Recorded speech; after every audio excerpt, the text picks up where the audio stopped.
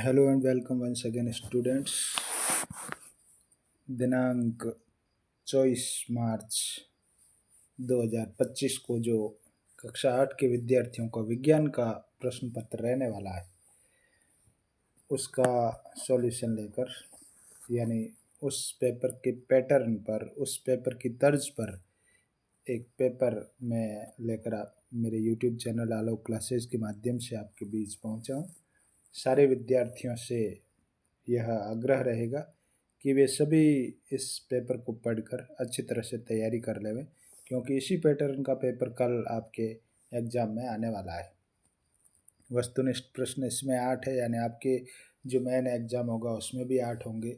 कमोबेश इसी तर्ज पर प्रकृति प्रश्नों की भी यही रहेगी, इसलिए इस पूरे वीडियो को बिना स्किप किए आप देखकर इन सारे प्रश्नों के उत्तरों को समझेंगे तो निश्चित रूप से आपको परीक्षा में बड़ी मदद मिलने वाली है।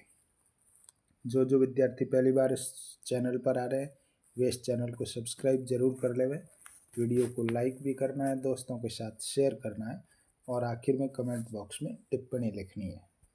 चलिए हल करते हैं आपके ये 80 नंबर का रहने वाला पेपर। यहाँ से आपको दिखाई दे रहा है पूर्णांक 80 और समय आपके लिए 2.5 घंटे का है। ये सामान्य निर्देश जो हर पेपर पर आपके लिखे हुए रहते हैं। परीक्षार्थी सर्वप्रथम अपने प्रश्न पत्र पर नामांक लिखेंगे, सभी प्रश्न करने, कोई नहीं छोड़ना है। जो अथवा में दे रखे हैं वो उनमें से कोई एक करना है, इत्यादि बातों का ध्यान करते हुए प्रश्न पत्र हल करना है। चलिए बिना वक्त गंवाए हल करते हैं। इस वीडियो को विद्यार्थियों बिना स्किप किए पूरा देखना है ताकि आप इसको अच्छी तरह से समझ पाएंगे। सबसे पहला फर्स्ट क्वेश्चन देखिए, मिट्टी में पोषक स्तर को बनाए रखने के लिए मिलाया जाता है। आपके पास 4 विकल्प है, तो मिट्टी के पोषक स्तर को बनाए रखने के लिए हम उसमें खाद मिलाते हैं, यानी यहाँ पर आपका सही विकल्प है ब। वनोन्मूलन से वायुमंडल में जिस गैस की वृद्धि हो जाती है, वनोन्मूलन से समझ गए बच्चों, वनों की कटाई से, यानी वनों की कमी हो जाएगी तो कौन सी गैस बढ़ेगी वायुमंडल में, वो है कार्बन डाइऑक्साइड। खरीफ की फसल है, इन चारों में गेहूं रबी की है, मटर रबी की है और चना भी रबी की फसल है, यानी मक्का। स विकल्प आपका यहाँ सही है और सेकंड क्वेश्चन में ब विकल्प सही था। इस तरह आपको भरना है। तीसरा, अक्षय प्राकृतिक संसाधन है। अक्षय यानी जो कभी खत्म नहीं होने वाला है, वो है सूर्य का प्रकाश। अविकल्प आपका सही है। आगे बढ़ते हैं। 5वां, 6ठा, 7वां प्रश्न आपकी स्क्रीन पे आपको दिखाई दे रहा है। 5वां, पैराफिन मोम का उपयोग किया जाता है। पैराफिन मोम का उपयोग बच्चों सब चीज़ों में किया जाता है। ये जो दे रखी है, मरहम में करते हैं, वैसलीन में करते हैं, मोमबत्ती में भी करते हैं, यानी आपका द विकल्प सही है। कांच की आवेशित छड़ तथा प्लास्टिक की आवेशित स्ट्रॉ एक दूसरे को आकर्षित करती है। अविकल्प सही है आपका, क्योंकि वे विपरीत आवेशित होते हैं दोनों, इसलिए। सामान्य नेत्र द्वारा पढ़ने के लिए, यानी बिना किसी चश्मे के, सर्वाधिक सुविधाजनक दूरी लगभग 25 सेंटीमीटर होती। इतनी दूरी पर कोई किताब, कॉपी इत्यादि रखकर हम लोगों को पढ़ना चाहिए। और 8वां और अंतिम बहुविकल्पीय प्रश्नों का आखिरी है और 8 नंबर मिल जाएंगे आपको यहाँ तक जब हल करेंगे। जब दर्पण के पृष्ठ पर आपतित किरण अभिलंबवत पड़ती है तब परिवर्तित किरण, इसमें आपका सही विकल्प जो है वो अ है। परावर्तन के पश्चात उसी पथ पर वापस लौट जाती। यहाँ पे आ था, इस जगह पे आपका ब था 25 सेंटीमीटर। इस तरह आपको ये तमाम उत्तर लिखने, 8 प्रश्नों के केवल सही विकल्प भरने थे, आपको 8 नंबर मिल जाएंगे। पुनः दोहरा देता हूँ विद्यार्थियों, चैनल सब्सक्राइब नहीं किया तो कर लेंगे, वीडियो को लाइक करना है, बिना स्किप किए पूरा देखेंगे तो निश्चित रूप से आप 80 में से 80 नंबर भी ला सकते हैं। अति लघु उत्तरात्मक प्रश्न, किन्हीं 4 रोगों के नाम बताइए जिन्हें वैक्सीन यानी टीके द्वारा रोका जा सकता है।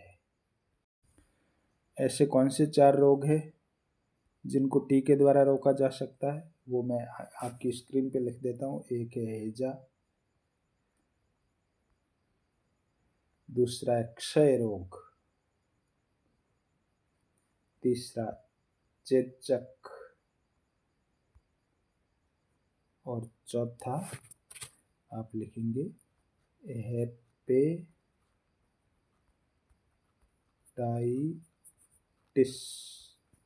हेपेटाइटिस। ये 4, क्योंकि प्रश्न में पूछा है कि 4 रोगों के नाम लिखने, ये ऊपर लिखने बेटा, मैंने नीचे लिख लिए, इस जगह पे लिखने हैं आपको। 4 रोगों के नाम बताइए जो टीके द्वारा रोके जा सकते हैं। इसके बाद किन्हीं 3 ज्वलनशील पदार्थों के नाम जो बहुत जल्दी जलते हैं, वो ये भी सरल सा है। पेट्रोल जल्दी आग पकड़ लेता है, एल्कोहल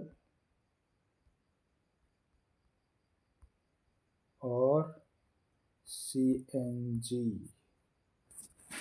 द्रवित पेट्रोलियम गैस, सॉरी LPG।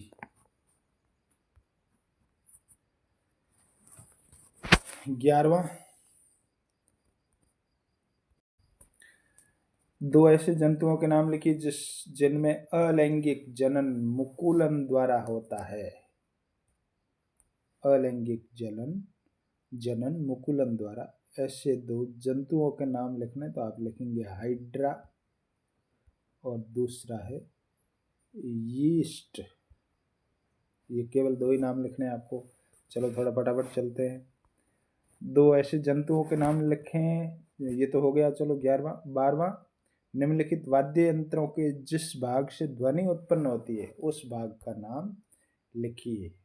वाद्य यंत्र कौन सा? जैसे ढोलक, ढोलक पर थाप पड़ती है तब उसमें से ध्वनि निकलती है, तो ढोलक के सामने आप लिखोगे तानित झिल्ली, आवाज आती है तानित झिल्ली से। ऐसे सेकंड सितार, सितार में तार लगे हुए होते हैं बच्चों, ये तार लिखा हुआ देखो, इसमें आती है तानित,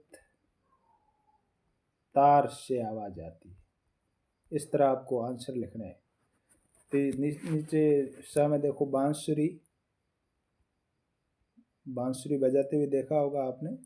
बांसुरी में आवाज आती है वायु स्तंभ से, वायु स्तंभ। ठीक है, आगे बढ़ते हैं।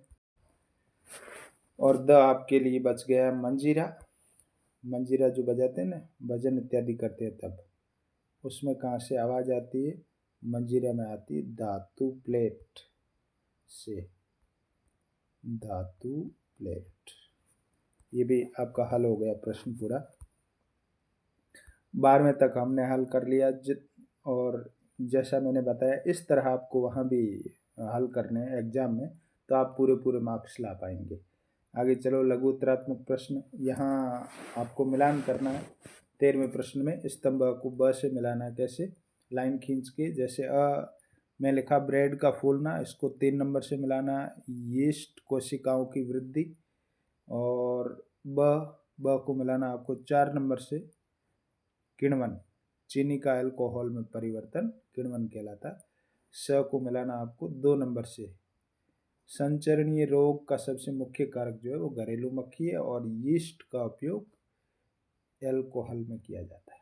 इस तरह आप लाइन खींच के, या यूं भी लिख सकते हैं, अ को आपने 3 नंबर से मिलाया तो यहाँ सामने लिखो 3, ब को आपने 4 से मिलाया तो लिखो 4, ऐसे भी लिख सकते हैं। आगे बढ़ो। दहन कितने प्रकार का होता है? दहन 3 प्रकार का होता है, तीव्र दहन, स्वतः दहन और विस्फोट। ये 3 प्रकार का दहन होता है। और इसको थोड़ा विस्तार से और लिखना। तीव्र दहन यानी तेजी से जलने वाली चीज़ें, छोटी सी चिंगारी मिलते ही आग पकड़ लेती, जैसे अपना गैस जलाते हैं तब लाइटर में से छोटी सी चिंगारी निकलती वो और आग पकड़ता है ना गैस, वैसे। स्वतः दहन का मतलब होता है, इसका उदाहरण है फास्फोरस, और वो अपने आप जल उठता है, जैसे कमरे के ताप पर ही जल उठता है फास्फोरस इत्यादि। और विस्फोट, विस्फोट जो है वो पटाखों आदि में होता है, दिवाली में जो करते हैं ना अपन, आकस्मिक अभिक्रिया से ऊष्मा, प्रकाश और ध्वनि पैदा होती है, उसको विस्फोट कहते हैं। इसको थोड़ा विस्तार से लिखना था।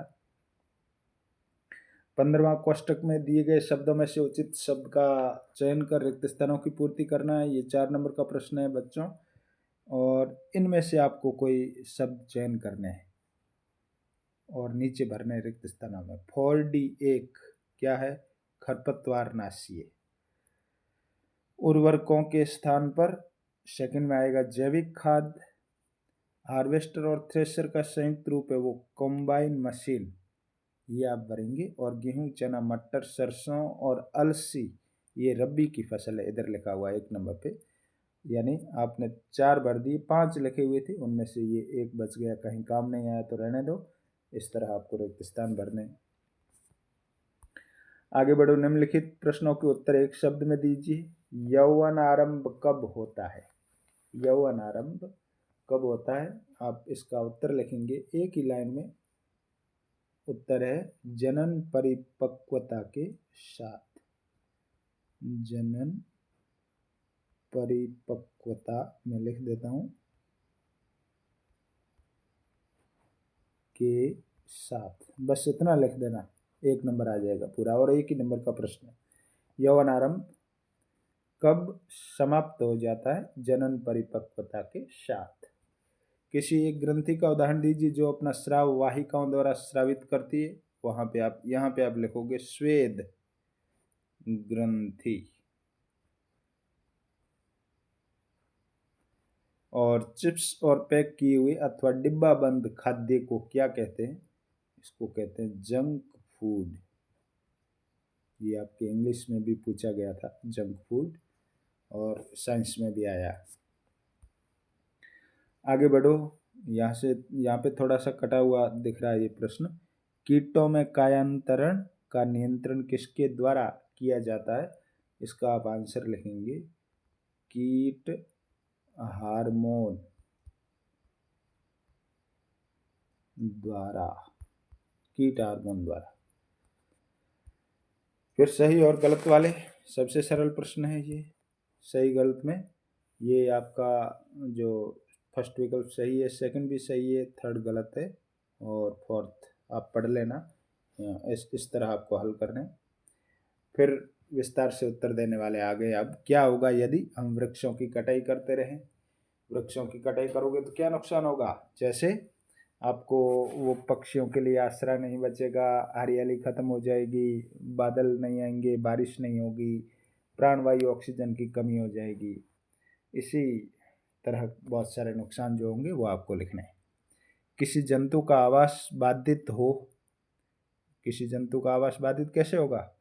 जैसे पेड़ पौधों पर रहने वाले पक्षियों, यदि हम पेड़ों को काट लेंगे तो पक्षी कहाँ रहेंगे? उनका आवास बाधित हो गया।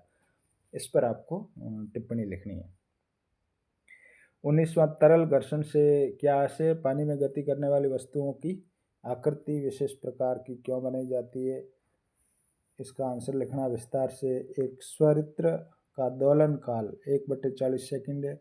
आवृत्ति ज्ञात कीजिए। विद्युत विसर्जन की प्रक्रिया को समझाइए। 21वां प्रश्न, आपतन कोण और परावर्तन कोण से संबंधित है।